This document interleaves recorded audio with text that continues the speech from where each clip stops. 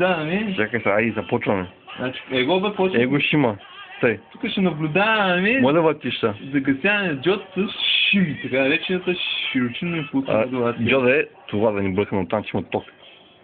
Абе, бъркай. Давай, пусни малко са. Така, запускаме ацпето. Дай ме и ацпето. Увеличаваме ацпет малко, увеличим повече. Пъти 50% да са така на резистора. И после като се фърли... Поради обясними причини... Вече чакай малко да се показва топска. Ми не ето го шима, просто забележете шима за какво става дума. Тя малко, жига. Ето го шимат.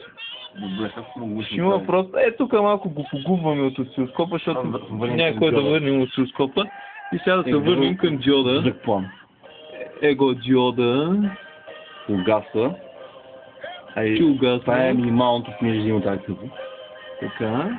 И сега го запалваме. И го запалихме.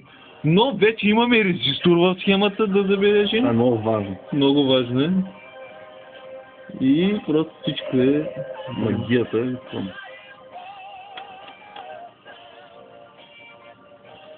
Ми ще да кажеш нещо. Нямам нищо да кажа. Не.